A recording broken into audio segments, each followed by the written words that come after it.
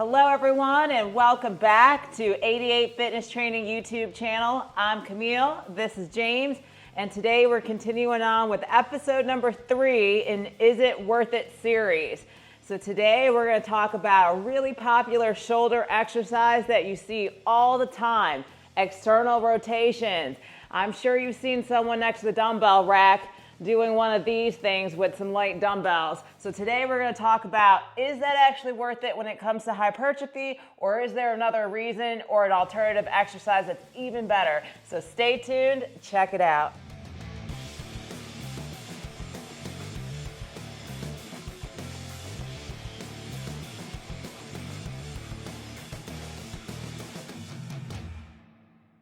All right, thanks for sticking around. So today we're going to go all through external rotations and is it actually worth it for hypertrophy? And typically this is a popular exercise I see done a lot. Like pretty much any gym you go into, you can find someone standing at the dumbbell rack either doing external rotations this way or they have their arms up and they're doing it this way. And so the question is why are they doing that? Is that just something that naturally they're working into their shoulder day? Are they doing it for a warm-up? Are they doing it for hypertrophy? They might not even know. And so that's what we're here to talk about today, to help you, inform you on why would you do this and is it the best exercise. All right, y'all, if you're doing external rotations, you are probably trying to target your rotator cuff muscles. You should be. So the rotator cuff is made up of 4 little small muscles, and typically when someone's doing some form of external rotation, they're either trying to target that or maybe even the rear delt, because the rear delts play a role in the different types of external rotations. So I'm going to show you 2 common forms that James and I see all the time. The first one is the arms are up at like a 90 degrees and they're rotating backwards and then back in, just like this, right? And you usually see them taking their time. They'll maybe even go up in weight as they start to warm up, but they're usually doing one of these numbers just like this. And you can see, do it again, she's keeping her elbow in one spot. Just rotating the shoulder right there, just like that. All right, and so there's a second way that you see these done at the dumbbell rack, and James is going to demonstrate that one. Yeah. So the arms are still at 90, but they're bent at the elbow, just like this, and they're rotating outward. Go ahead and turn to the side as well. Yeah, just like that. We have strong opinions about these, but we're not going to cut to the chase just yet. You're going to have to stick with us. So again, the question is are these actually worth it? Why are you doing these? And we're going to talk about that here today. In terms of the overhead external rotations, we kind of alluded to it. The proper form is to have the elbows up at 90, rotate out just like this. You want to make sure you're standing nice and tall. You really don't want to have the elbows too high and you don't want to have them too low. You want them just in line with shoulder height, just like that, so you can do the rotations. Another common mistake I would say is people start shrugging, like forward. You don't want to be hunched or shrugged. Again, standing nice, tall, and upright when you do these. Is there any other common mistakes you see, James? Yeah, common mistake, just like any other exercise, people try to go too heavy. This is very strict, very small muscles you're working. Your rotator cuffs are very small muscles. If you start heaving the weight and trying to heave the weight, it's not going to work. You're going to recruit too many other muscles. So keep it light, keep it tight. In terms of an exercise, this is actually not that bad in terms of trying to build muscle. Like you are actually targeting those muscles. Like James said, they are small, so you have to start light. So I would probably try to do around 12 to 20 reps if you were doing this. And you would start with maybe 5s or even less. And then over time, as you're hitting that full rep range, you can go ahead and increase weight. But the reason why these are actually good is because you're forced to move the weight kind of in line with the muscles and how they work, right? Like we're overcoming the gravity of these weights and applying pressure to our rotator cuff muscles as we externally rotate back. So it is a challenging exercise. You're gonna feel the burn of those little muscles there, even the rear delts. So I actually think it's a pretty decent exercise with the dumbbells, but there is other ways to do it as well. So we're going to show you that next. All right, y'all, so a great alternative to the dumbbells is to actually use cables. In fact, I prefer using cables when you do this. So you can just grab the ball of the cable with no attachment, and you really want this anchor kind of close to your waist height or just higher. And so you see James, he's got that shoulder at 90. He's keeping that elbow in that fixed position, and he's rotating backwards. So he's really forced to pull that cable backwards, and you should be seeing all of that through here and here, right? So it's a really great exercise. In fact, in terms of working rear delt, I really like this one in particular, but it's also going to work that rotator cuff complex as well. So what did you think about this compared to dumbbells, James? I actually prefer the cables as well. You know, there's no dead space. So when you're with the dumbbell, you come up here, it's not dead space because you still got gravity pushing down, but it's no longer on your rotator cuff, right? Right. With the cable, it stays on your rotator cuff the entire time. And I think you can control this a little bit better than you can dumbbell. Yeah, it's a lot more smoother of a motion. You can really take your time.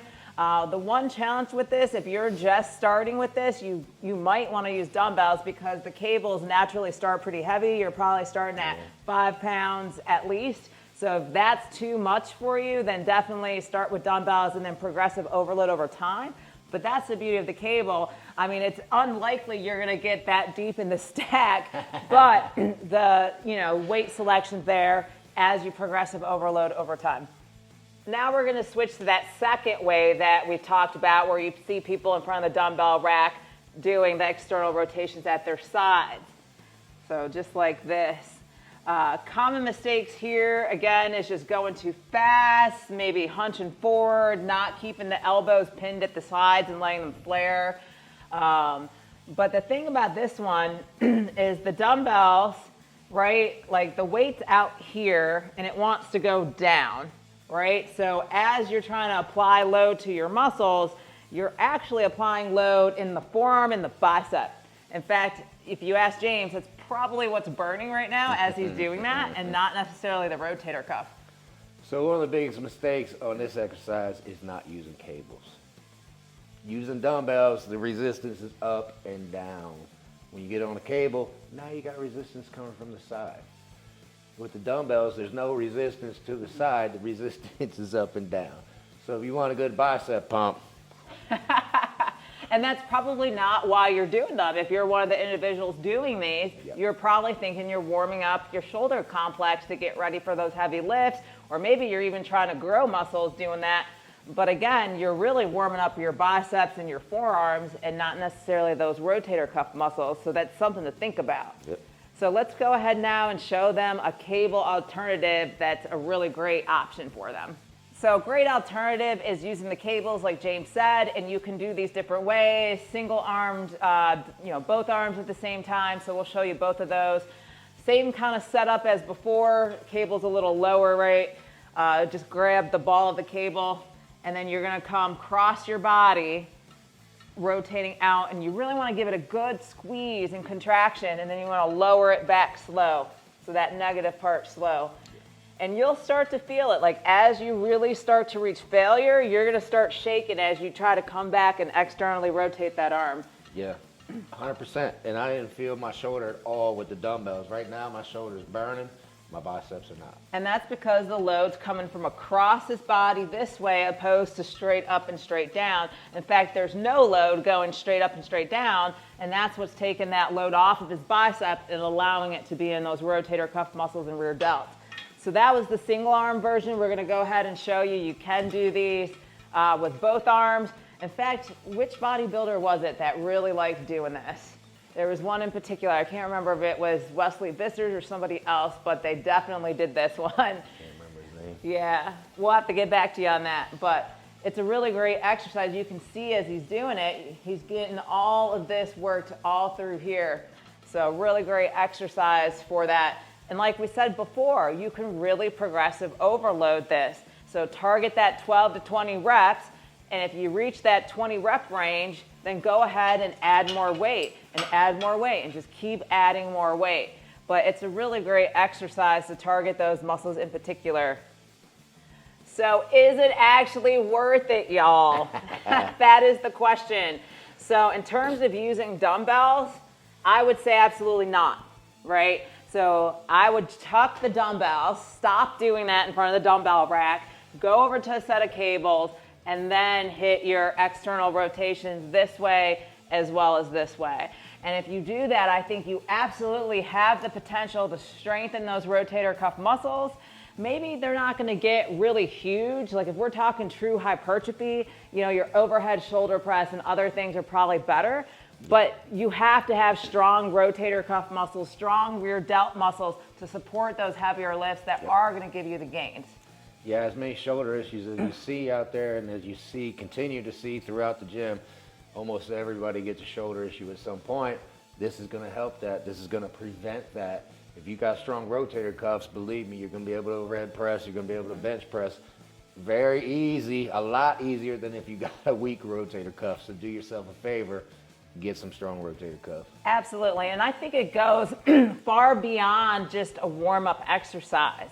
So in fact, I would actually add these cable versions into your actual shoulder workout, not as the warm-up, but as one of the actual exercises. So do some other things to warm up, like front, side, and rear delt flies with some dumbbells, and toss this in as an actual exercise. Hit that 12 to 20 reps, progressive overload it, and you are gonna burn. Like you're gonna feel those little muscles the next day because they're probably neglected. They're probably very neglected. Yeah, just do yourself a favor and use cables. Don't do this in the gym with dumbbells, please. Well, you heard it from us first. Stop doing external rotations with dumbbells, y'all.